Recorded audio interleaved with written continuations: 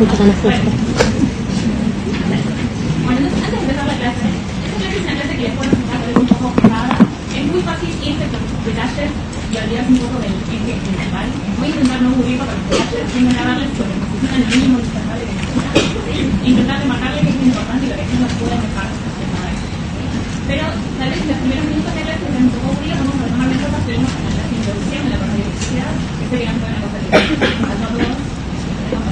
Y antes de eso, quería hablar un poco de la relevancia de las clases. Y lo importante que es para conceptos que sigan. ¿Se acuerdan que en la primera clase Mariano dijo que uno de los fundamentos principales de la importancia del sistema cardiorrespiratorio recaía en la aporte vital de oxígeno? ¿Sí? Cuando decimos aporte vital de oxígeno, estamos hablando de la posibilidad de, con el aporte de oxígeno que va a proveer el sistema cardiorrespiratorio más suave. ¿Sí? Y eso está determinado por el contenido de oxígeno y por el gasto cardíaco. En esta primera parte, de fisiología cardíaca, vamos a hablar de componentes que determinan el gasto cardíaco. En particular, dado por la frecuencia cardíaca y el volumen. Dos palabras que van a aparecer ya que contenido todavía, pero lo que se relaciona con el gasto de hoy es la frecuencia cardíaca. La frecuencia cardíaca es básicamente cuántas veces para latir el corazón en un minuto. ¿Sí? Pero para que el corazón pueda latir, funcionar correctamente como bomba que para tiene que hacer, tiene que tener una contracción coordinada. ¿Sí? Y para que la contracción sea adecuada y coordinada, en realidad depende de algo previo. ¿Sí? Que es el potencial de acción, generación, un potencial de acción correcto y una correcta preparación de ese potencial de acción. Y la clase de hoy vamos a hablar mucho de potencial de acción. Así que, por más que parezca tal vez un poco descolgado, al inicio sepan que tampoco voy a ir introduciendo a la idea global de la jugada. Así que no se dicen. Y la otra cosa que quería decir es, la semana que viene es una clase de electrocardiograma. Sí, hasta pocos años, 3 años. Los años más tarde en el hospital, ¿sí? Van a poder ver electrocardiogramas de pacientes y es muy importante que los pacientes puedan interpretar. ¿Sí? Cualquier médico debería ser capaz de leer un electrocardiograma y saber su pronóstico. Y justamente lo que van a estar viendo en el electrocardiograma es esa señal eléctrica. ¿Y de dónde viene esa señal eléctrica? Bueno, muchas gracias. Lo que se explica en el electrocardiograma es la actividad eléctrica del corazón, que es también la capacidad. Entonces, eso es importante. ¿Sí? Yo creo que hoy día motivo más para la clase es que no solo es importante para poder entender correctamente el electrocardiograma, sino también para tratar esa situación. Muchas de las farmacologías, son las de arritmia, los fármacos en general están relacionados con la actividad de ciertos canales. Y la modulación de esos canales, a diferentes es el plasmo terapéutico de esos fármacos. Entonces, si entienden la clase de hoy, van a entender con mucha más facilidad cómo es el electrocardiograma y saber cómo tratar a sus pacientes en el futuro. Así que es una buena inversión. Bien, bueno, entonces tenemos que empezar con la clase de hoy. La primera parte va a ser de electricidad, ¿sí? Y la segunda parte vamos a hablar de potencial. Y para empezar a hablar de electricidad, vamos a volver a dibujar unos compartimentos como el de la clase de introducción. Pero vamos a culpar con la transformación. Sí.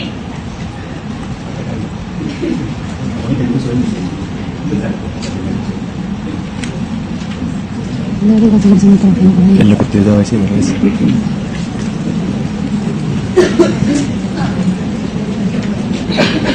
La verdad que no se escucha nada. Tendría que mirar acá y digo, ay, que se escucharía en un salón.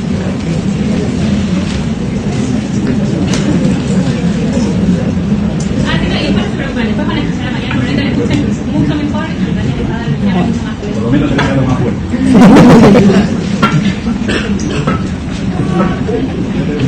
Sí, sí, por favor.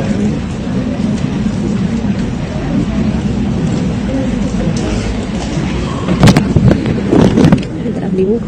En la clase de introducción tenemos dos compartimentos, uno tiene las mismas sales dispuestas, solamente que a diferentes concentraciones, ¿sí?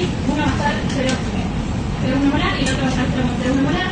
Esta membrana que separa los compartimentos es permeable para ambos iones. Entonces, ¿qué les parece que va a ocurrir con los iones? Se dice que habrá un flujo de iones. Sí. Bien, entonces, ¿cómo va a ser el flujo de iones? La zona mayor concentrada es la menor Bien, concentrada. va a haber flujo bidireccional de potasio y de cloruro, sí, pero el flujo neto va a estar dado por iones que van a pasar de este compartimento a este, ¿sí? El de la izquierda y el de la derecha. ¿Sí? Bueno, no hay que romperse de cabeza con el número. Ahora vamos a cambiar las cosas. ¿Sí? ¿Qué pasaría si ahora esta membrana solamente es permeable al potasio? ¿Qué pasaría en este caso?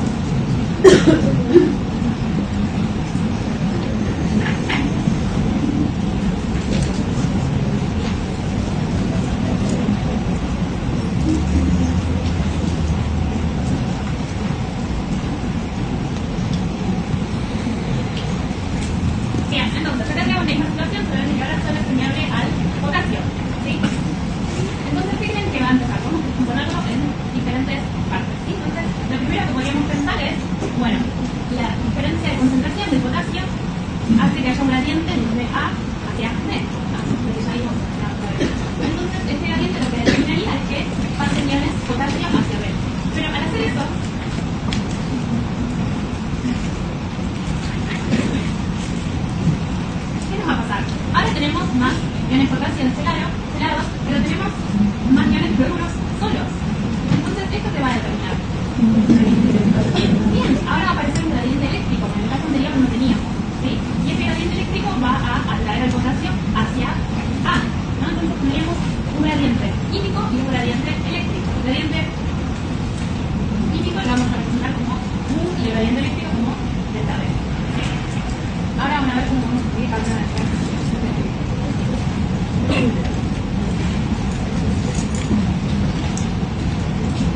Creo que tiene que ver con NARS, me parece. Sí, me parece. Sí, sí. Con NARS y con Golden Tats.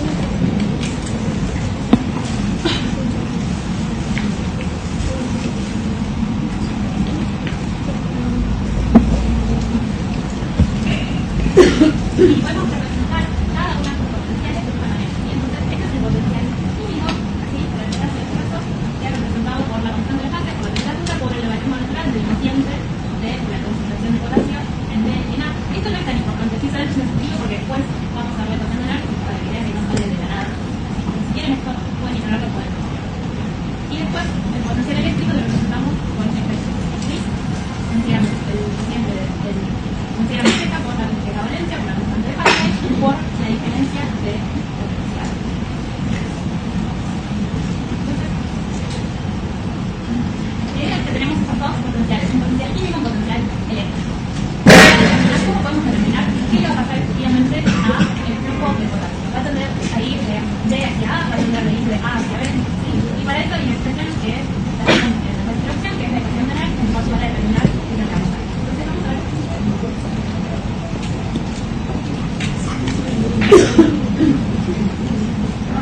Ahora tenemos una animación un poco más sofisticada y bonita, ¿sí? Entonces tenemos un ejemplo muy similar, ¿sí? Tenemos dos compartimentos, uno que directamente no tiene ningún soluto y otro que tiene fluoruro de potasio, ¿sí? Entonces necesitamos de presencias de canales para que haya permeabilidad, ¿sí? Los iones puedan pasar de un compartimento al otro, yo lo aparece acá, y ¿sí? Sabemos que va a haber pasaje de iones potasio hacia el otro compartimento y que eso va a determinar que haya una diferencia de potencial a un lado y al otro en la membrana. ¿Sí? Lo que salimos en los ejemplos de Pizarro. Entonces, al aparecer esta diferencia potencial, lo que ocurre es que ahora hay una distribución asimétrica de cargas a un lado y al otro de la membrana. Y esta distribución asimétrica de cargas lo que determina es que ahora haya un potencial eléctrico que sea contrario en dirección a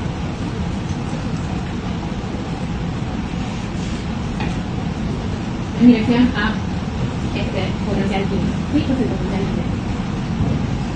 Entonces sabemos que va a dar un flujo neto hacia el exterior, hacia el compartimento que no tiene potasio, ¿sí? Y que eso va a ocurrir hasta cierto punto. Y ese cierto punto es ese punto de equilibrio, ¿sí? Es el punto de equilibrio en donde vemos compensados, ¿sí? El gradiente químico y el gradiente eléctrico. Y ese punto de equilibrio entonces es lo que determinamos con la ecuación de Nernst.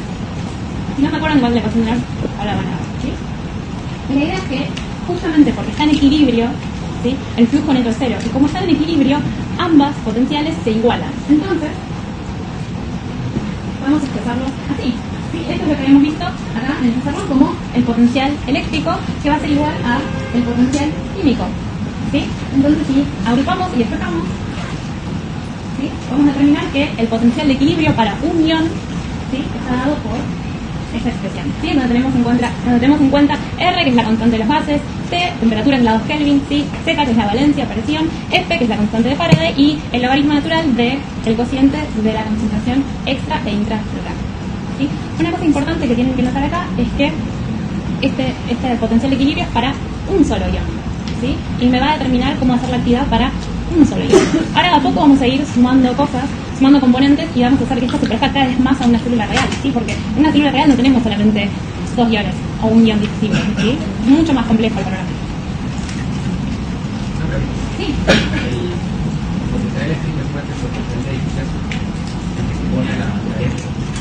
El potencial eléctrico es igual al potencial químico. El potencial químico se relaciona con el gradiente. Creo que el potencial de difusión es otra forma de decirle al potencial químico.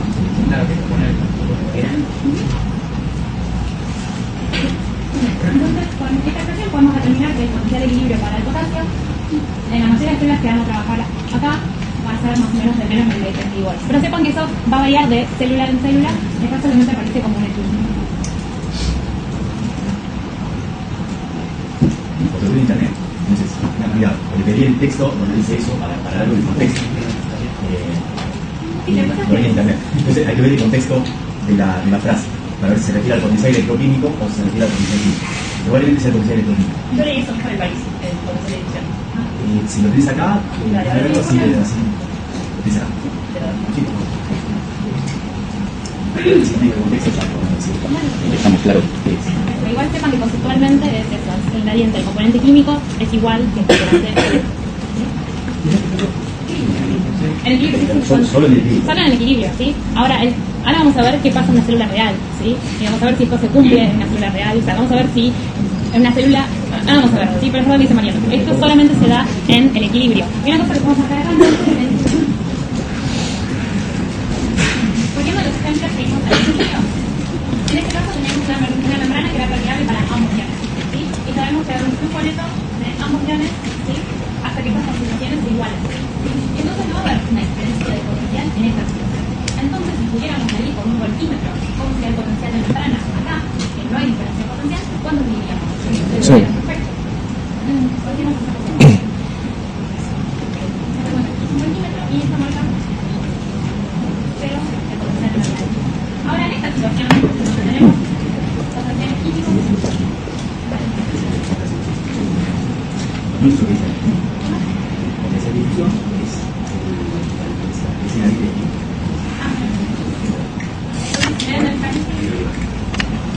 Es un aire químico.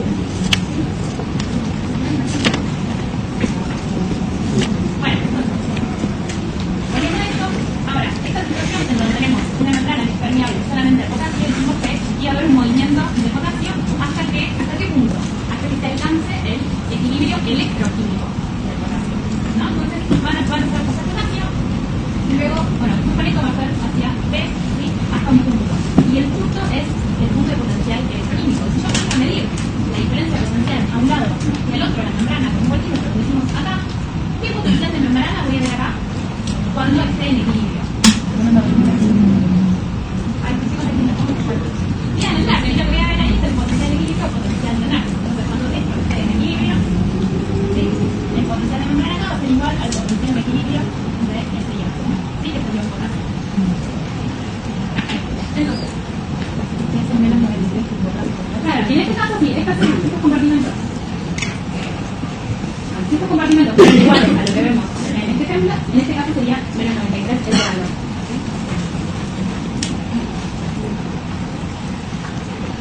Entonces acá básicamente lo que tenemos es un ejemplo más gráfico de qué es lo que pasó con el potencial de membrana. Con el potencial de membrana, sí, cuando agregamos esta selectividad de la membrana, sí, pasamos por ejemplo de este ejemplo inicial a este ejemplo, seguimos después, pasamos de una situación en donde no había selectividad de la membrana y ahora sí hay selectividad de la membrana, y vemos que el nuevo equilibrio va a estar en menos 93, ¿sí? Que es el potencial de equilibrio para ese ion. Bien, ahora, ¿se acuerdan que decíamos que las células no son así? ¿Sí? Tienen muchos más iones, tienen permeabilidades muy diferentes, entonces cada vez vamos a intentar ir acercando más a lo que es parecido a una célula real, ¿sí? Entonces, lo que vemos acá es qué es lo que ocurre cuando agregamos, o qué es lo que ocurriría con el ejemplo de otro ion. Ahora sí estamos hablando de un medio intracelular y un medio extracelular, ¿sí? Se parece cada vez más a una célula real, y nos encontramos en una situación en donde tenemos más sodio extracelular que intracelular, que sabemos que eso es cierto, sí es correcto, y nos plantea nuevamente la duda. ¿Qué va a pasar con el flujo de este ion? ¿Qué va a tender a hacer por el gradiente de concentración? Bien, va a tender a entrar. ¿Y qué va a tender a hacer por el gradiente eléctrico? Bien, también va a tender a ingresar. Si recuerden que hay una distribución asimétrica de cargas a un lado y al otro de la membrana. El lado que está más pegado al lado intracelular de la membrana tiene cargas negativas, ¿sí? Entonces va a tender a entrar. ¿Y cómo va a ser el resultado del flujo neto de este ion entonces? Perfecto. Va a ser hacia adentro, ¿sí? Y ahora tenemos lo mismo con el potasio para una situación más real. Vamos a hacer esto más rápido. Sí, pero sabemos que por el gradiente químico, ¿qué tiende a hacer? A salir. Y por el lado eléctrico, Va a salir. y el resultado neto es que sale. ¿Sí? Ahora,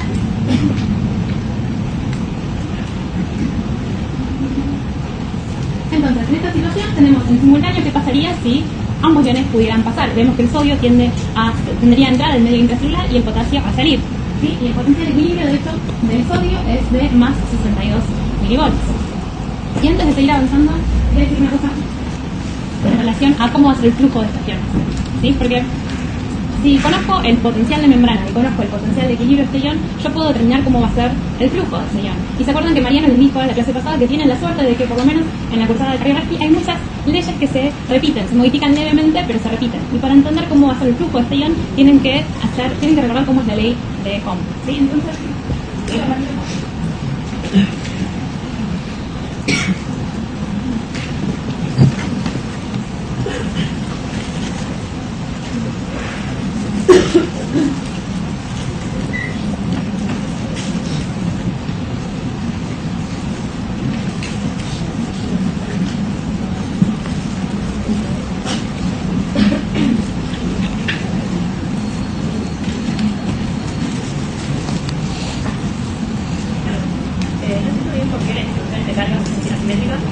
¿cómo se condice con el tema del físico de electroneutralidad y de neutralidad? bien, esa es una buena pregunta. ¿Sí? Bueno, el principio de electroneutralidad dice que no puede haber, o sea, se tienen que mantener la distribución total de carga. ¿Sí? Cuando decimos que la distribución de carga está simétrica a un lado y al otro de la membrana, no estamos diciendo que mientras la célula todo esto es negativo, todo esto es positivo. ¿Sí? El medio extra intracelular tiene el principio de electroneutralidad. ¿Sí? Lo que significa esto es que la distribución de carga es muy pegada a un lado y al otro de la membrana y está polarizada. Y eso significa que tenemos cargas negativas más cerca y pegadas a la membrana, ¿sí? Y las cargas positivas de estas células que están pegadas a las cargas negativas. Y el principio de electroneutralidad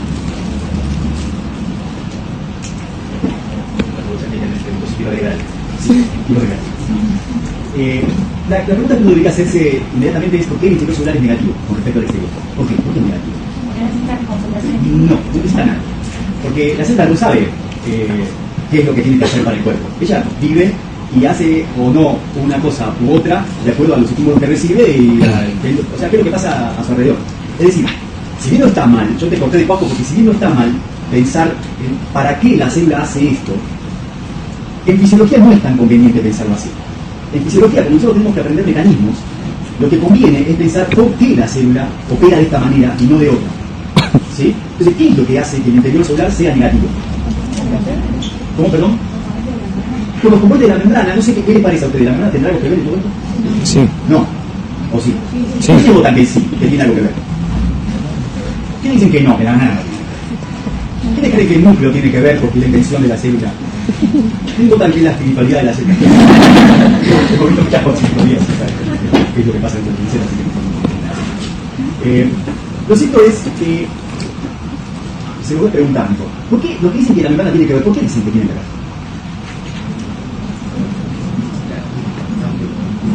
No, no sé muy decir pero voy a tomar ese pedacito de respuesta. Me voy a agarrar así. En la membrana celular hay un montón de lugares, de agujeros por donde los canales, por donde los iones pueden pasar, ¿sí? Se llaman canales. Además, hay otro montón de cosas por donde los iones también pueden pasar, que son transportadores, bombas y demás, que operan de forma distinta. El hecho de que un ion se mueva o no a través de la membrana depende de lo que él está diciendo ahora, que es esta ley. Es decir, cómo el ion se mueve a través de la membrana es la intensidad de corriente, que recuerden que está dado por la cantidad de carga que está moviendo en un determinado tiempo. Esta intensidad de corriente está dada por dos cosas, que son la diferencia de potencial y la resistencia. ¿Sí? Vamos, lo pensamos mejor, como lo habíamos puesto en las primeras clases. Habíamos dicho que la intensidad de corriente era la conductancia por el delta V. Es decir, el flujo, la conductancia, una constante que es la conductancia por la fuerza impulsora. Hasta acá vamos todos bien, ¿no? Esto lo vimos mil veces, lo tiene que ver en el ciclo básico también. Lo vieron en el ciclo básico. Perfecto. Entonces esto es lo que me dice cómo los iones se están moviendo a través de la membrana. Esto es la fuerza impulsora, que es en la ley del electroquímico, que seguramente este lo va a decir en un segundito. Esto es la conductancia. ¿Y qué es lo que da la conductancia? Permeabilidad y conductancia tienen mucho que ver, no son exactamente lo mismo, porque permeabilidad se aplica para unas cosas y conductancia se aplica para cosas más específicas. Por ejemplo, para que haya conductancia, la partícula tiene que estar cargada. ¿Sí? Para que haya permeabilidad, solamente tiene que poder pasar, independientemente si tiene carga o no.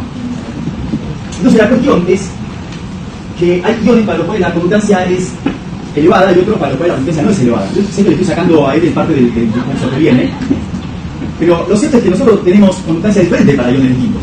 ¿Estamos de acuerdo con eso? ¿Sí? Los iones distintos, diferentes iones tienen conductancia diferente. ¿Por qué? Porque tienen canales distintos. Y esos canales pueden ser de varias clases.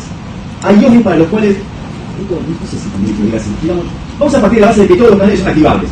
Es decir, que esos canales pueden estar abiertos, o sea, son modulares, su actividad es modulable. Pueden estar abiertos o cerrados según la situación. ¿A qué me refiero con según la situación? Justamente según cuáles son los estímulos que recibe la célula, o sea, cómo está su entorno. ¿Esto está claro? Entonces, en el reposo, esta conductancia, dada por la cantidad de canales que hay abiertos, y por tanto se necesita pasar cada canal, o sea, para la conductancia individual de cada canal, esta conductancia, vamos a partir de la base de que está dada por la cantidad de canales que hay abiertos, que es la forma más simple de pensarlo, es mayor para qué ion. Acá dice potasio, nadie dijo otra opción. ¿Están de acuerdo con qué es el potasio? El sodio. ¿Y por qué no opinan entonces si piensan otra cosa? No opinan, tienen que crearse, y se apiñan todos acá. Algunos dicen que es el sodio, otros dicen que es el potasio. ¿Cuál será? Y este es muy fácil de pensar. Si yo abriera solamente canales para potasio, para todo esto lo sientan todos cerrados los canales. ¿Cuál es el ion que se puede mover? El potasio. Entonces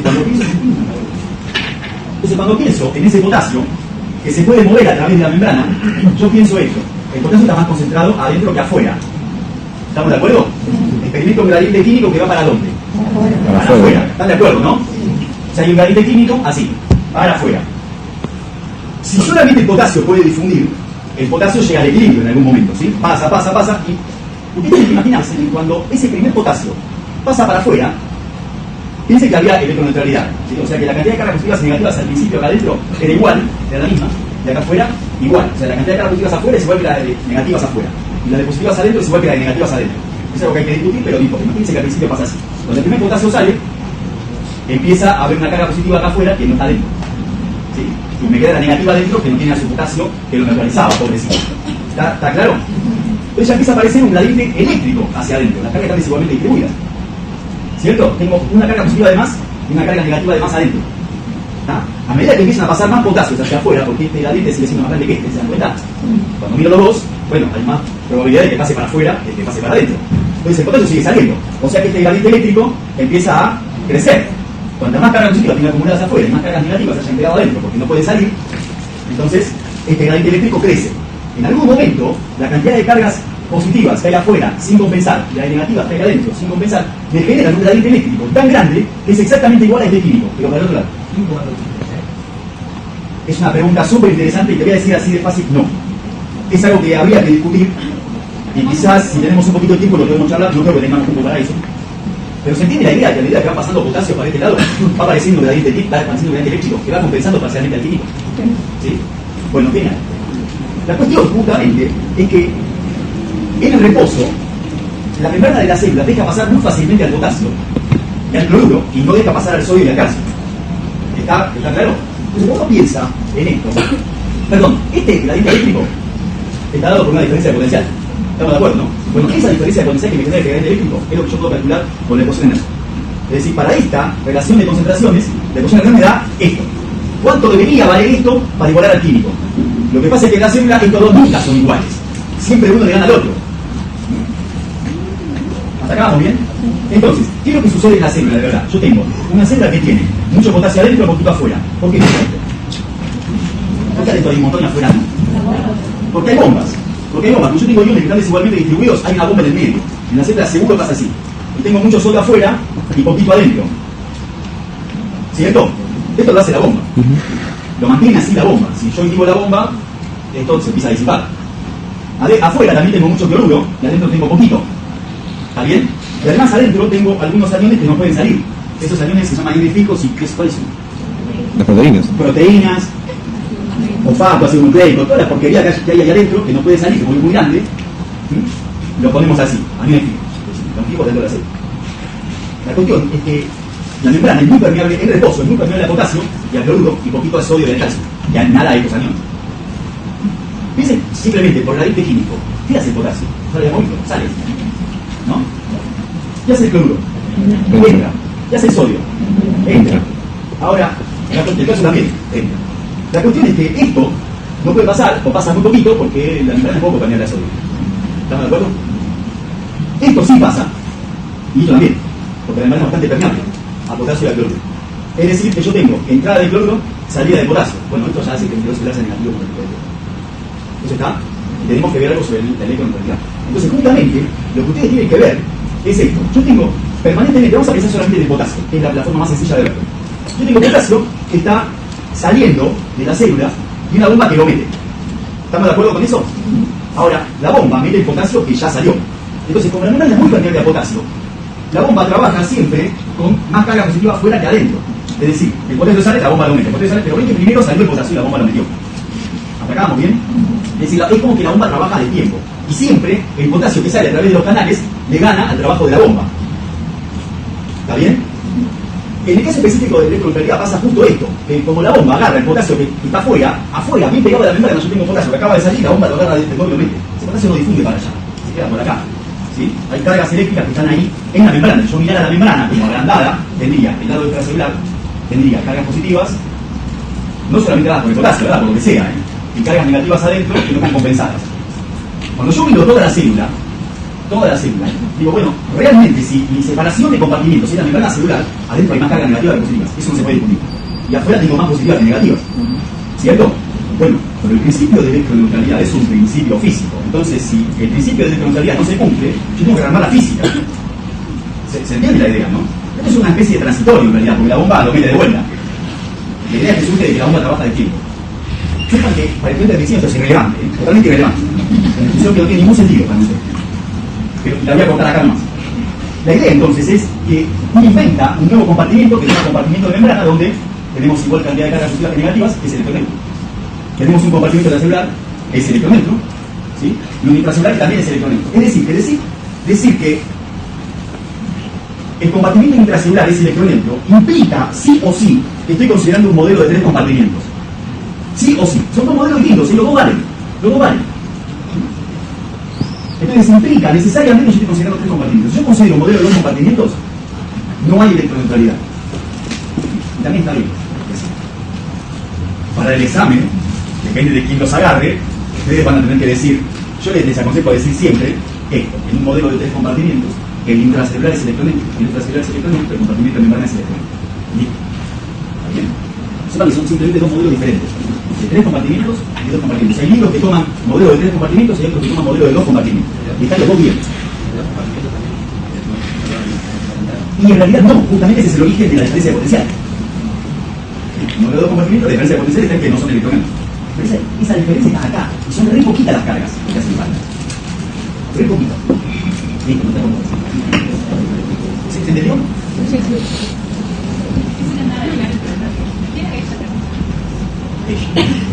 Más para lograr también cómo es me parece que también me parece muy interesante la idea de pueden olvidarlo, no sé qué terminar. Se puede implantar la ciencia como un circuito eléctrico equivalente y dentro de eso siempre me parece interesante la idea de que tenemos un medio extracelular e intracelular con soluciones que están cargadas con interesales, con muy buenos conductores, están separados por una membrana celular que es bastante aislante y tenemos un sistema celular y vamos a intentar dos fenómenos también como circuitos científicos celulares. Pero de esta manera para nosotros es importante. Bien, entonces volviendo a la ley de Ohm, lo que nos interesaba ahora era poder determinar cómo iba a ser el flujo de esos iones con la información que teníamos hasta ahora. Entonces, para poder entender cómo hacer el flujo de iones, podemos usar la ley de Ohm adaptada un poco. ¿Sí? Entonces, lo que vamos a tener son iones que se van a estar moviendo, y esos iones los podemos ver como cargas. Y si son como cargas, podemos pensar ese flujo como las corrientes. ¿Sí? De ahí la idea de usar esta ley de Ohm. Entonces, podemos ver que el flujo de un ion va a estar determinado por delta V sobre R, y R es resistencia, ¿sí? Y de hecho la inversa de la resistencia es la constancia. Cuando pensemos en este tipo de modelos vamos a hablar de constancia. ¿Qué vamos a reemplazar? Esto vamos a reemplazar. La inversa de la resistencia por la constancia. ¿Sí? Y acá la vamos a dar como G. El flujo de unión está dado por su constancia por esta diferencia de potencial. Esta diferencia de potencial, adaptado a esto, vamos a considerar que es la diferencia entre el potencial de membrana y el potencial de equilibrio para el ion. ¿Sí? Conductancia, que no te escuché, perdón. La conductancia efectivamente es la inversa de la resistencia. ¿Sí? Y en este tipo de modelos, como decía recién Mariana, hacer un vínculo entre permeabilidad, ¿sí?, y conductancia. No son iguales, ¿sí? La conductancia me habla de qué tan fácil puede fluir esta corriente por este sistema, ¿sí? Entonces sabemos que, por ejemplo, la permeabilidad aumenta, la conductancia puede aumentar, ¿sí? Pero hay un montón de formas de modificar la conductancia. La conductancia va a depender, por ejemplo, de la concentración del sistema. No importa. Hagan el vínculo entre conductancia y permeabilidad. Si la permeabilidad aumenta, su conductancia va a aumentar en este caso.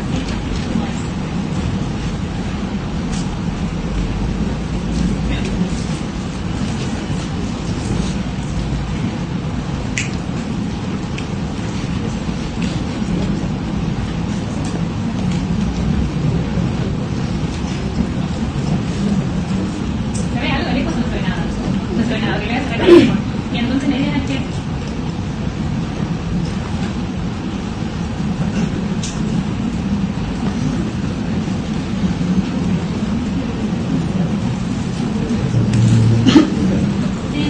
flujo de llama está determinado por la permeabilidad por esta diferencia. Esta diferencia es la diferencia entre el potencial de membrana y el potencial de equilibrio entre llamas, ¿sí? Y esta diferencia la podemos llamar fuerza impulsora, ¿sí? Que es lo que les comentaba recién Mariana, ¿sí? La podemos denominar fuerza impulsora o fuerza electromotriz, ¿sí? Y esos dos componentes, la fuerza impulsora y la conductancia del sellón, que a partir de ahora podemos vincularlo con permeabilidad, son dos componentes claves para poder entender cómo va a ser el movimiento del sellón. ¿Sí? Entonces recuerden esto, y para lo que acabamos de utilizar en el cuerpo. Permeabilidad y fuerza impulsora son dos componentes claves para poder determinar el flujo del sellón.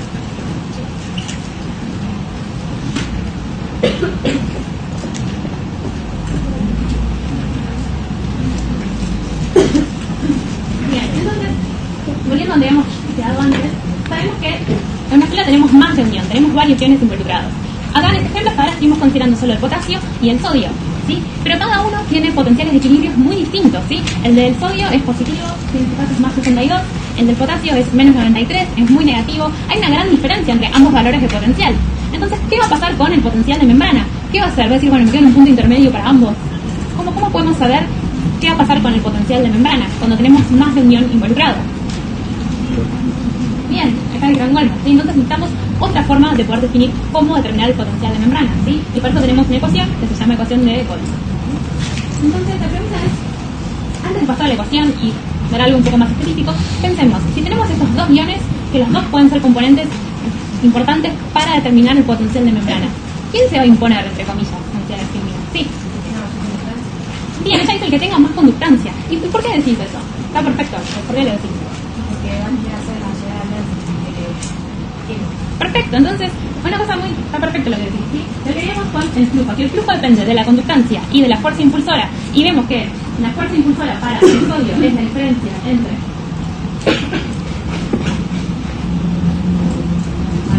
La diferencia entre su potencial de equilibrio, ¿sí?, y el potencial de membrana, y vemos el potencial de equilibrio del potasio, que es menos 93, y el potencial...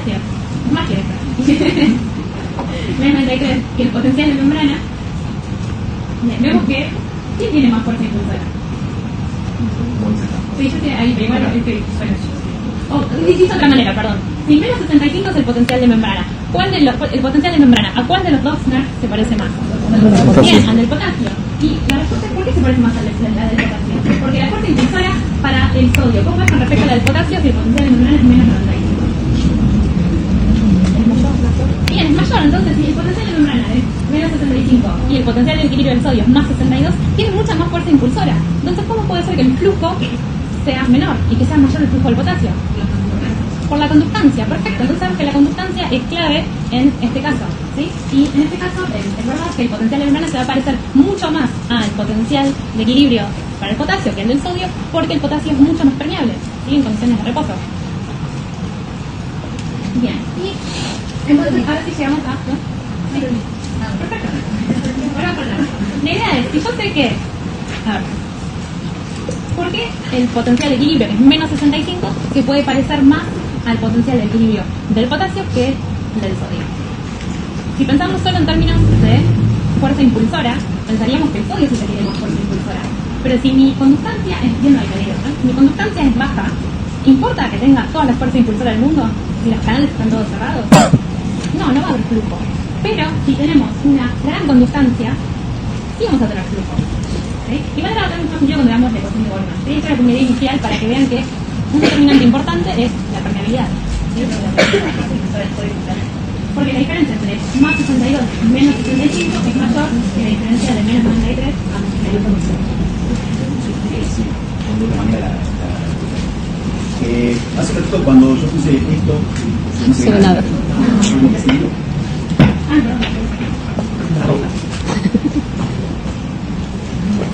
Cuando habíamos visto esto, dijimos adentro tenemos mucho potasio y afuera hay poquito.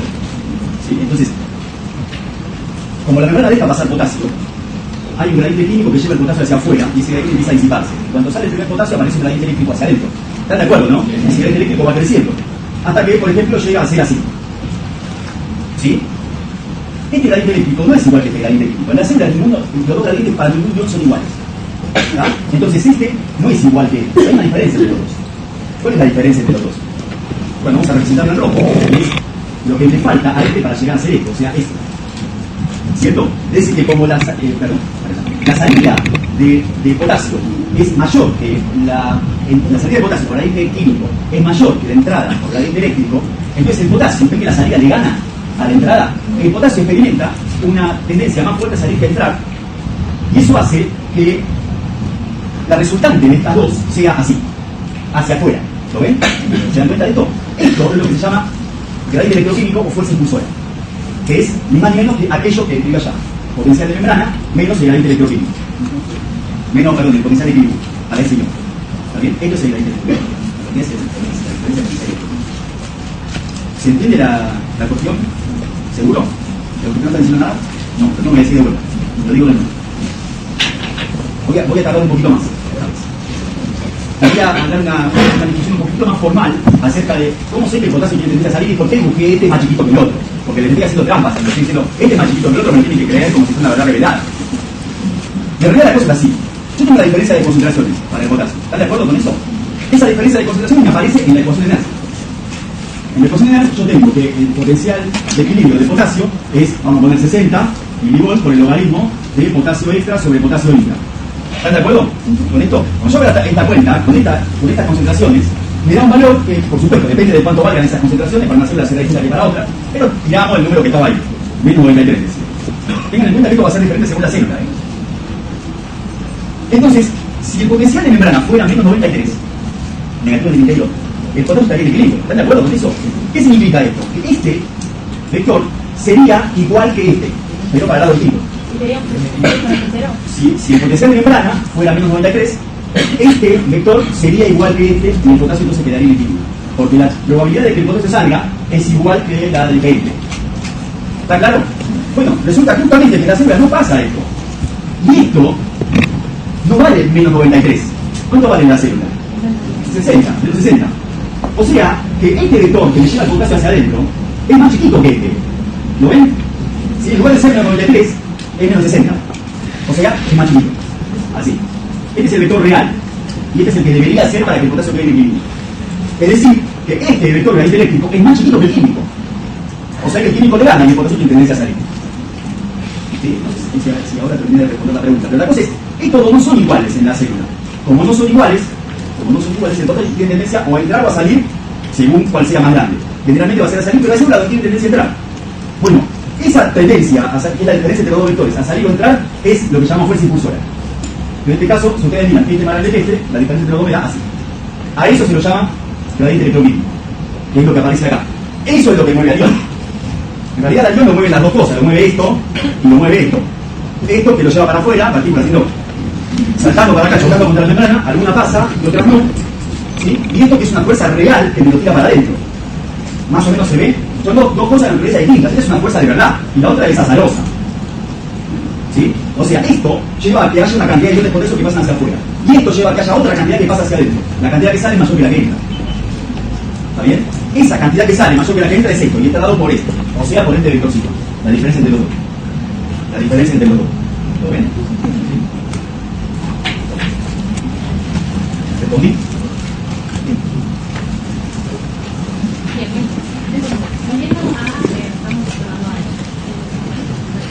Nuestra preocupación ahora era poder saber cómo iba a ser el potencial de membrana. Tenemos muchos iones involucrados en una célula real y no alcanza solamente con conocer de cada uno de esos iones para poder predecir cómo va a ser ese potencial de membrana. Entonces, podemos recurrir a esta ecuación, que es la ecuación de Goldman, Hodgkin y Katz, que define cómo es el potencial de membrana en reposo. Arriba, en la filmina, pueden ver cómo es la ecuación de Nash. Y pueden ver que hay unos componentes que tienen en común, pero hay dos cosas que son diferentes y son claves que las reconozcan. ¿Cuáles son las cosas distintas de esta ecuación de Goldman, Hodgkin y Katz? Que al principio parece un chocolate, pero veámoslo. Bien, tiene en cuenta más unión, ¿sí? En este caso tiene en cuenta 3 iones, perfecto. ¿Y qué más es nuevo? Que antes no veía. Esa P que está delante de Kramer se dice P, sodio, P, potasio, P. ¿Qué representa?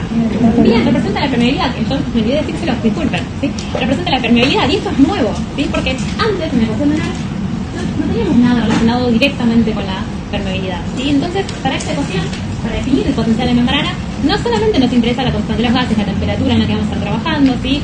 La constante de Faraday, sino que ahora también nos importa, y las concentraciones, sino que también ahora nos van a importar más de unión y además nos va a importar su permeabilidad, ¿sí? Entonces ahora que conocemos esta ecuación, yo les cuento que en una célula en general el potasio es 100 veces más permeable que el sodio.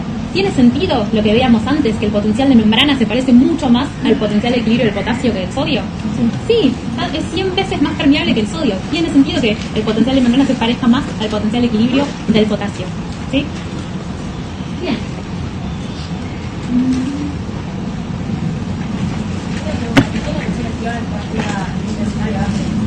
Muy bien, bien. Si notaron, hay algo que tiene en cuenta la ecuación de Nash, que es la valencia, así que se refiere a la cantidad de cargas, ¿sí? Que tiene cada ion. Por ejemplo, la valencia del calcio es 2, la valencia del cloruro es -1, ¿sí? Y eso no lo tenemos acá. No es que se perdió, y no es que de repente no es importante la cantidad de cargas de cada ion, ¿sí? Lo que ocurre es que eso simplifica, ¿sí? Sacamos la valencia de acá, pero como justamente este tiene valencia 1, este ion tiene valencia 1, pero el cloruro tiene valencia -1, la forma de incorporar la expresión es invertir el extra y el intracelular, ¿sí? Simplemente es eso, una forma de expresarlo. Las expresiones que tienen en cuenta el calcio son un poco diferentes de las que cuentan la valencia, ¿sí? Igual no se compliquen demasiado. Con esto alcanza y sobre. Y después, si les interesa, les comento que acá ven una O y una I. Eso tiene que ver con la nomenclatura en inglés. O es extra e I es intracelular.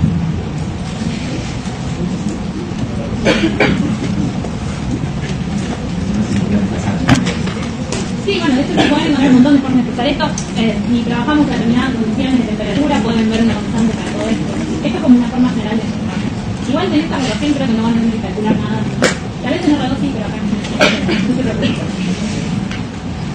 Bien, sabemos además, vamos a seguir avanzando en nuestro modelo. Y nuestra idea es llegar a poder ver cómo es un potencial de acción en una célula cardíaca. Pero para llegar a eso, nos quedan por cosas más para escapar, ¿sí? Entonces, una célula que está en reposo tiene un potencial de membrana, ¿sí? Y ese potencial de membrana de reposo se considera que es estable, ¿sí?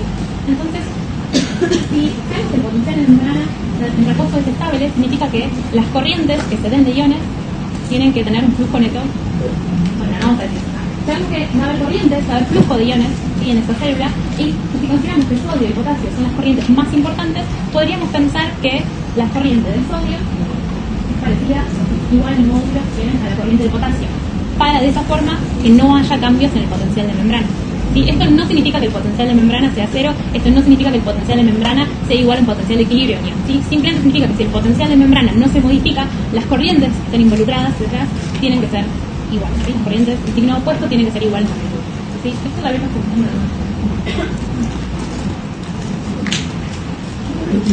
Pero es importante lo que acaba de decir, sí. Así no se termina mal.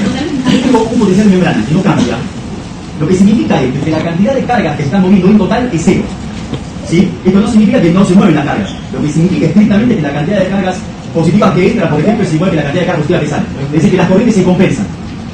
¿Está claro esto? Si todas las corrientes se compensan entre sí, el potencial no cambia. Y esto es algo muy importante, porque significa además que si el potencial de membrana está cambiando, es porque alguna de las corrientes está ganando a las otras. Y por ejemplo tenemos más cargas positivas saliendo que entrando, o entrando que saliendo. Esta es la parte importante. ¿Estamos? Cada vez que el voltaje cambie es porque tengo más cargas saliendo o entrando que entrando o saliendo. ¿Está bien? Eso es lo central, lo crítico, lo que ustedes tienen que llevar acá es eso. Porque al final, lo que tienen que interpretar de esto es que cuando aparece un potencial de acción, aparecen cambios abruptos del potencial de membrana, es porque hay corrientes que están ganando a las otras. Y son corrientes que acaban de activarse. ¿Está? ¿Claro? O sea, canales que acaban de abrirse. Sí, pero no se enrosquen con sombreros, no se enrosquen con la corriente de sodio, tiene que ser igual a cosas así. Es verdad, piensen en términos generales. Si es que el potencial de membrana no está modificándose, significa que la cantidad de cargas que salen y entran están compensadas. ¿Sí? Quédense con ese concepto que créanme que nos sirve para la corriente. Entonces, sabemos que... ¿sí? En este... Bien, entonces, sabemos que célula en reposo, célula típica en reposo, permeabilidad para el potasio 100 veces mayor que permeabilidad para el sodio. Potencial de membrana se parece al potencial de equilibrio del potasio. Perfecto. Esto siempre es así, estamos diciendo todo el tiempo en reposo, reposo, reposo. ¿Será que hay situaciones en las que eso no ocurre? Perfecto. Entonces, hagamos el caso hipotético que ahora el ion más permeable no es más el potasio. Ahora el ion más permeable es el sodio. ¿Qué pasaría en ese caso?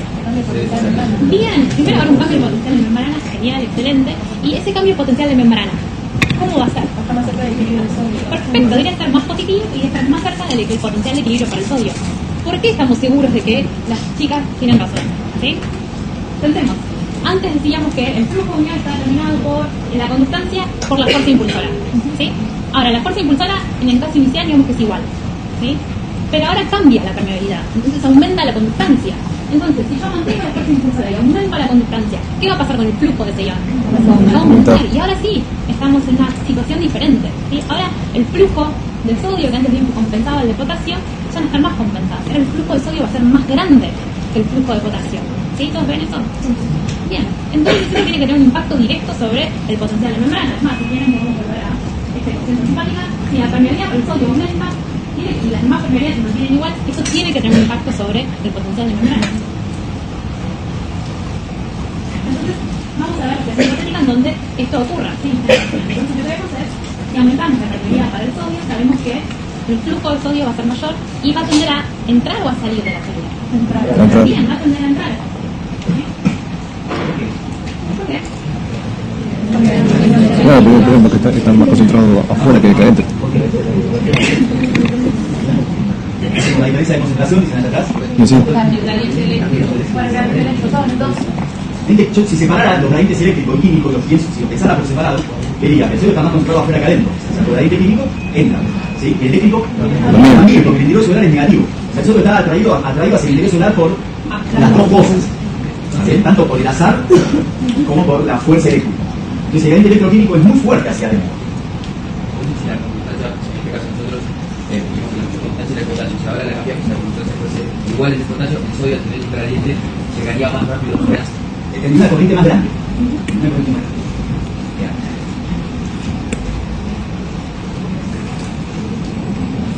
Bien, entonces lo que decía recién del tamaño de la magnitud de esa corriente es muy importante, ¿sí? Porque si pensamos que estamos en reposo en menos 65, ¿sí? El potencial de equilibrio del sodio es más 62.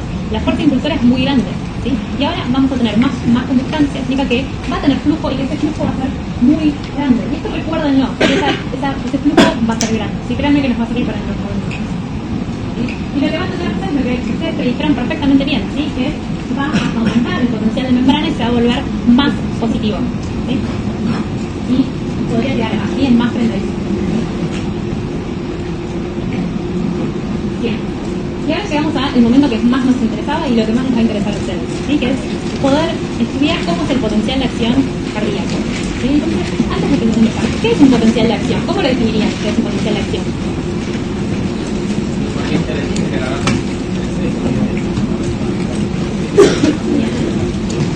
Okay. Vamos a definirlo capaz no tanto por las corrientes involucradas, sino como si es un cambio en la polaridad de la membrana, si es un cambio transitorio, repentino, del cambio de polaridad de la membrana. ¿Sí? Ahora vamos a ver qué características va a tener, ¿sí? Pero básicamente lo que me está diciendo es, en este caso, si el potencial de reposo es bastante negativo, implica que por un momento sea muy positivo. Hoy vamos a estudiar eso. Es un cambio en la polaridad de la membrana que se da de forma transitoria. Ahora vamos a verlo.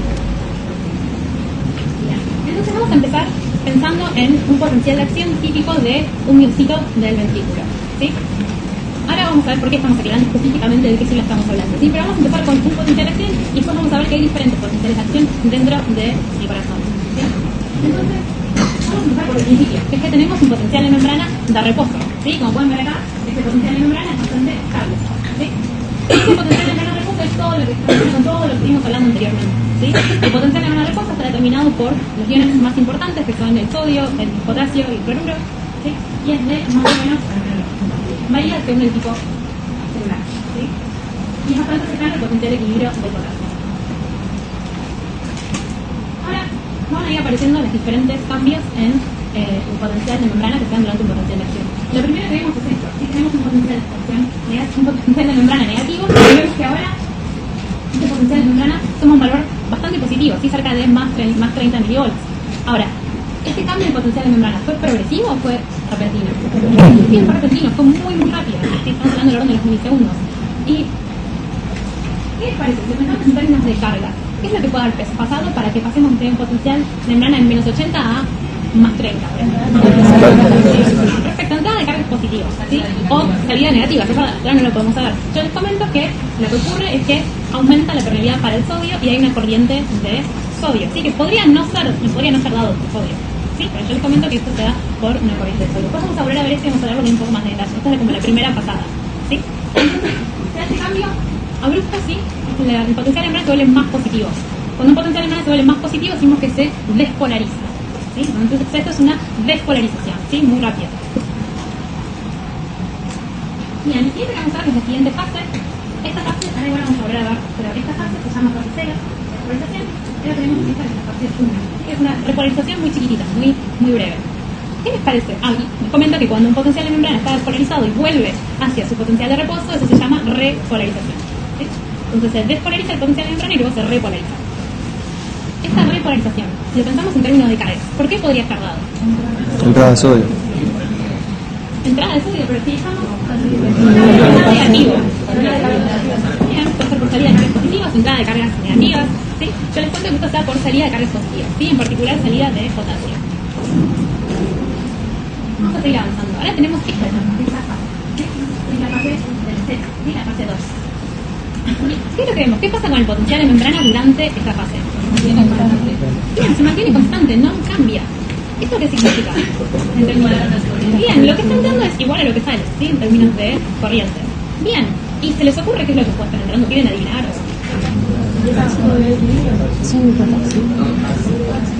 El calcio es lo que entra, digamos. Bien, el calcio va a estar entrando. ¿Sí? Algo tiene que salir entonces. Bien, sale potasio, perfecto. Y esta fase se llama fase MZ, fase 2.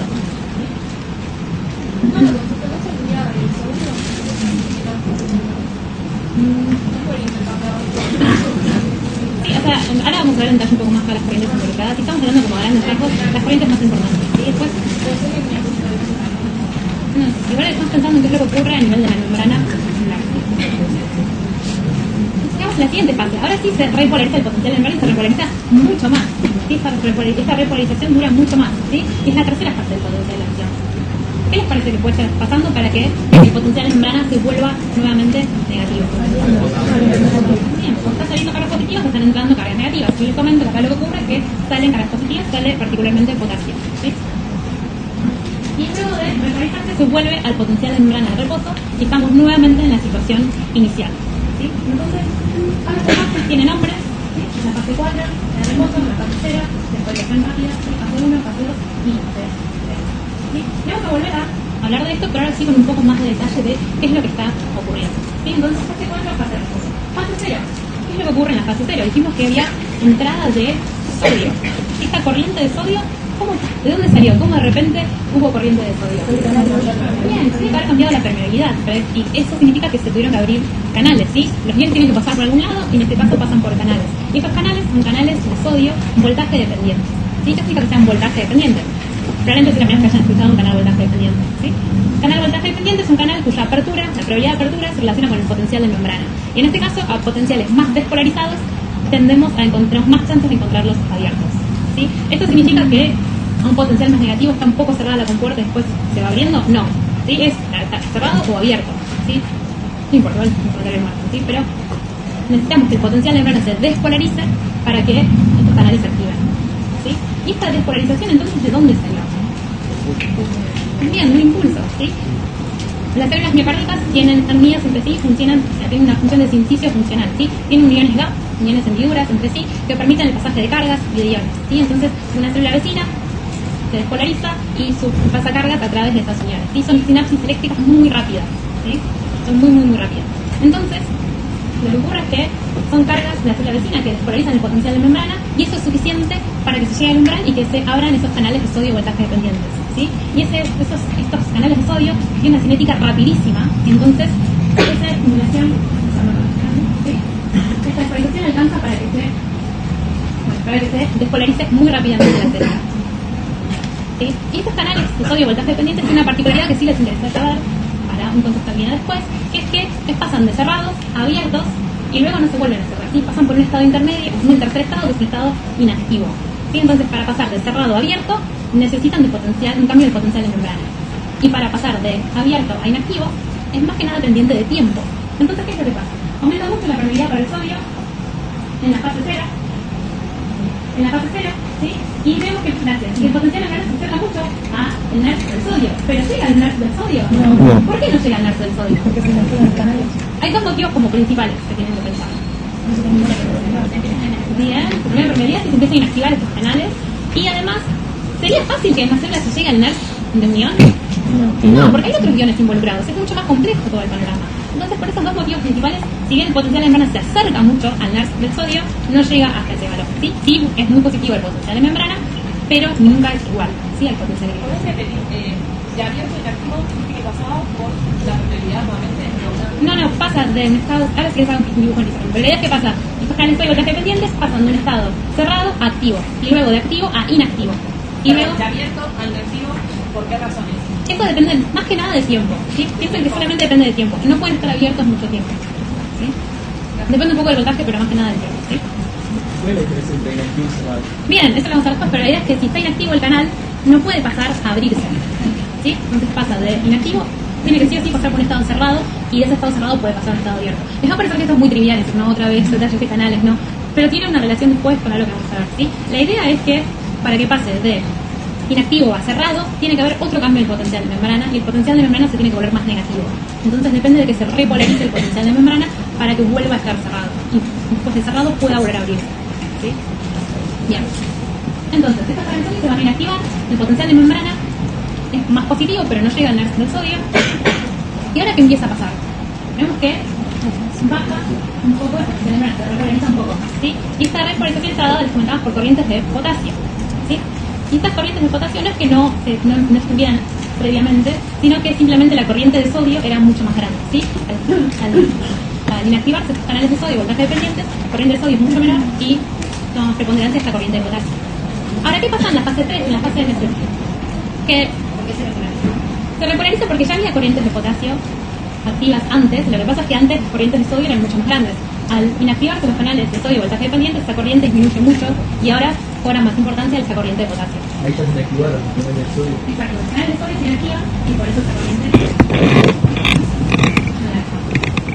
Y después, en la fase de meseta, lo que ocurría, comentábamos, es que había corrientes de calcio, ¿sí? Corrientes de potasio. Estas corrientes de calcio también están dadas por canales de calcio que son voltaje dependientes y se parecen mucho a los de sodio y también se inactivan, ¿sí? Están de cerrados, abiertos e inactivos, pero para nosotros no nos va a importar ahora eso, ¿sí? Lo que es importante es que esos canales son voltaje dependientes. Y estos canales voltaje dependientes de calcio se inactivaron por qué estímulo. Se inactivaron por esta misma despolarización, ¿sí? Lo que quiere es que tiene una cinética más lenta, tardan más en abrirse que los canales de sodio y por eso temporalmente vemos esa corriente después, ¿sí? Y como tardan mucho en abrirse, también tardan mucho en cerrarse, de manera en inactivarse, ¿sí? Sí. Durante la fase 0 no sale potasio. En la fase cero siempre hay una mínima corriente de potasio. No, acá hay diferentes corrientes de potasio. Lo que no tienes aburrido, cuando hay un montón de corrientes de potasio diferentes, tampoco converso antes, que me pasaría, pero ahora que el detalle que tengo en este. Entonces, volviendo a la meseta, teníamos una corriente de calcio y una corriente de potasio. Esta corriente de calcio está dada por canales de calcio y voltaje dependientes, ¿sí? Y se inactivan también muy relacionados con el tiempo. Entonces, después de cierto tiempo se van a cerrar. Y lo que ocurre una vez que, antes de pasar, una cosa importante de la fase de meseta, la fase 2, es qué cosa, entra calcio, ¿sí? Y esto es clave, ¿sí? No pueden utilizar lo importante que es para este miocito, ¿sí? Recuerden que este es un ejemplo de un miocito ventricular, ¿sí? ¿Qué hace este miocito? ¿Cuál es su función? Contraerse, ¿sí? Este calcio va a ser fundamental, no solamente por el calcio en sí mismo, sino que estas corrientes de calcio activan otros canales que están en la membrana del retículo endoplásmico, que es el reservorio intracelular de calcio, y la misma presencia de esta corriente de calcio activa otros canales de calcio, que lo que terminan generando es una liberación clave de calcio, ¿sí? Que es clave para la contracción muscular, ¿sí? Que es la función de estas células. Entonces, esta fase que está acá es muy importante. Si no puedo explicar lo importante que es. ¿Sí? Bien. Sí. No, el canal de sodio voltaje dependiente están inactivos. ¿Sí? Y van a estar inactivos hasta que no se repolarice el potencial de membrana, no van a poder pasar a un estado cerrado y ser reclutables. Bueno, hay diferentes tipos de canales de sodio. ¿Sí? Los canales de sodio voltaje dependientes que hablamos antes son los rápidos. Los lentos siguen abiertos, pero es lo que les comentaba antes. La idea es no concentrarse tanto en cada mínimo corriente, porque si no es una cantidad de información que no sé si es relevante después funcionalmente para ustedes. No sé qué opina Mariana.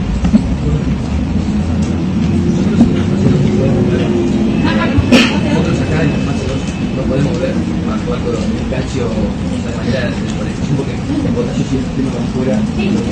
O sea, hay una corriente entrante de potasio y una corriente entrante de calcio y una saliente de potasio. ¿Sí? Recién hablamos más de la corriente de calcio porque funcionalmente es la que es súper relevante. ¿Sí? Pero es verdad que para que esta meseta se mantenga, que el potencial de membrana no se modifique, tiene que haber una corriente que se oponga a esta corriente de calcio. Y esa es una corriente de potasio.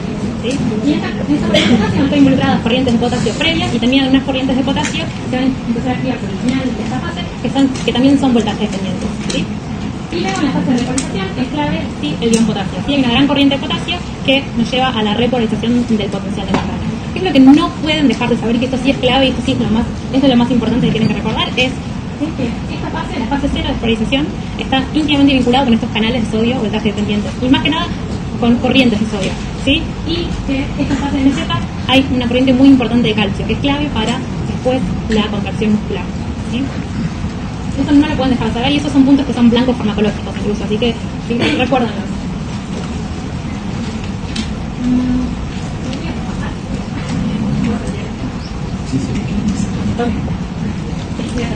Lo único que les digo así rápido, antes de pasar lo último que Mariano, es, recuerden que decíamos que hay una cualidad de los canales de sodio voltaje dependientes que pasan de cerrados a abiertos y de abiertos a inactivos, de inactivos a cerrados.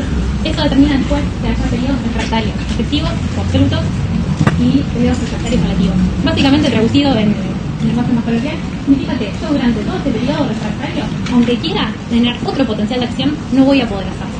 ¿Sí? Por más que yo venga y artificialmente quiera imponer un estímulo que sea supraumbral, un estímulo muy grande, durante el periodo refractario efectivo no lo voy a lograr. ¿Sí? ¿Y por qué no lo voy a lograr? Porque los canales de sodio inactivos. Perfecto, los canales de sodio voltaje dependientes están inactivos. Así que recuerden que la clave de la fase 0, ¿sí? De esta fase de polarización, es que haya una corriente de sodio. Ahora, si yo no tengo esta corriente de sodio porque estos canales no los puedo reclutar, no voy a poder tener ningún potencial de acción. ¿Sí? Entonces, eso termina el periodo refractario efectivo. Y el periodo refractario relativo es una pequeña porción de la fase del final, de la fase 2. ¿Sí?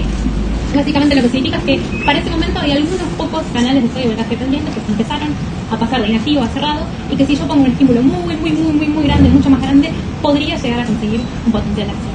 ¿Sí? Y ahora vamos a ver rápido el otro potencial de acción ejemplo, que es un potencial de acción de otra parte del corazón. Como les comentábamos antes, lo que vimos antes era un potencial de acción de un miocito ventricular, por ejemplo. Ahora vamos a ver un potencial de acción diferente, ¿sí? De una célula que es distinta, ¿sí? Es una célula que tiene automatismo. La célula que vimos antes, el potencial de acción que vimos antes, necesitaba recibir de algún lugar esa corriente, ¿sí? Ese estímulo despolarizante. La célula que vamos a ver ahora no necesita de nadie más, ¿sí? Es su propio marcapasos, es una célula que tiene actividad marcapasos, ¿sí? Entonces, eso va a determinar varias cosas. Primero, que va a tener menos fases, tal vez a ustedes les gusta que tenga menos fases, ¿sí? Y que el potencial de membrana en reposo ven que no es estable, sino que tiene una tendencia a despolarizarse, ¿sí? ¿Cómo, perdón? Sí, no solo es más fácil, sino que ella misma, con su misma actividad, esa célula va a despolarizarse a sí misma, ¿sí? Son, por ejemplo, las células del nodo sinusal, ¿sí? Una clase que viene a hablar un poco más, pero el impulso eléctrico se origina en el nodo sinusal, ¿sí? Que es una actividad que tiene un grupo de células que tienen esta actividad, este automatismo, y van a ser el marcapasos del corazón. De ahí se va a propagar el impulso, el estímulo despolarizante, el potencial de acción, hasta el nodo AV, aurículo ventricular, y de ahí por las fibras de conducción del sistema His-Purkinje se distribuye al resto del miocardio, ¿sí?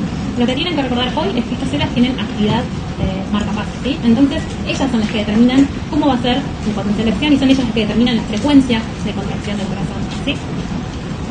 Entonces esta es la fase de reposo, que como ven no parece estable como la otra, ¿sí? Esta es la fase 4 de este tipo de células, y está dado por una corriente que se llama corriente de Fanny, ¿sí? de curioso, de gracioso, ¿sí? en inglés. Y está dado por canales que no son específicos, que básicamente dejan pasar corrientes de sodio y potasio. Lo que tienen que recordar es que no se sabe, ¿sí? Tiende a despolarizarse automáticamente. Y tiende a despolarizarse hasta cierto punto, ¿sí? Este punto que están viendo con ese punteado es el umbral, ¿sí? Superado ese punto de umbral, lo que ocurre es que las corrientes entrantes superan a las salientes, ¿sí? Y eso se traduce en una despolarización. Pero si comparan esta despolarización con la que vieron antes, ¿cómo es esta pendiente? Es así como la que vieron antes, es un poco más es más lenta esta despolarización, tiene menos pendientes, ¿sí? Entonces, si pensamos en términos, pero de todas formas el potencial de neurona se despolariza, se vuelve más positivo, ¿sí? Pero si pensamos en los términos de antes, ¿será que tiene el mismo mecanismo de acción? ¿También está dado por canales de sodio o voltaje dependiente?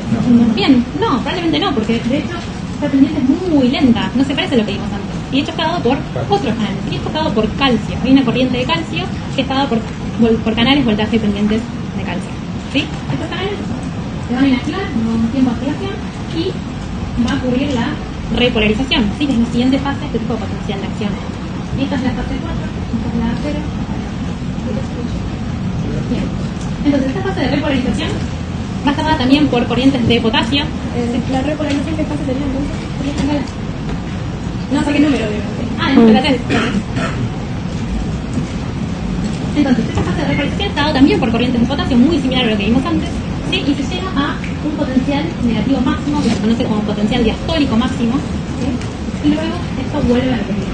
¿Sí? Como ven, este potencial de acción es mucho más lento, sí tarda más en ocurrir, y tiene menos fases, y lo más importante que tienen que recordar es que no dependen del sodio, ¿sí? La despolarización está dada por corrientes de calcio, ¿sí? Eso también la vuelve más lenta. Sí. Okay.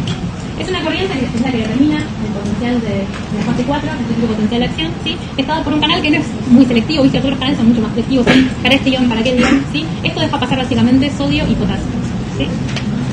¿Por qué no hay fase de Porque no tiene fase Z, ¿sí? Es por la cinética que tiene, básicamente no tiene fase. No sé cómo explicarlo sin... ¿Cómo? Sí. Le robo de esta clase y sigo un cachito, entonces bueno, voy a tratar de responder esa pregunta de paso usando ¿de qué depende que una célula haga un potencial de acción con esta forma, como la que vieron, así, con el tiempo de voltaje en función del tiempo, o que haga ese, esto se ve, que haga este otro así, o que haga uno, lo hago acá al costado haciendo uso del marcador, que haga uno que sea así, por ejemplo, ¿sí? O así, así. ¿De qué depende que haga uno, otro, o una neurona que tiene, por ejemplo, que tenga, por ejemplo, uno que sea así? ¿De qué depende que haga este? ¿De qué depende? A ver, yo los dejo pensar, quiero dejarlos pensar un minuto nada más, ¿sí? Yo hablo con el compañero al lado. ¿Por qué una célula? Yo tengo, por ejemplo, una célula miocárdica ventricular que hace un potencial de acción más o menos de esta forma. Una auricular que hace un potencial de acción más o menos así. Y las dos son musculares contráctiles. Entonces, ¿por qué una hace esto y la otra hace esto? Ya denme un segundo. Estoy con mi compañero al lado. Pero bien.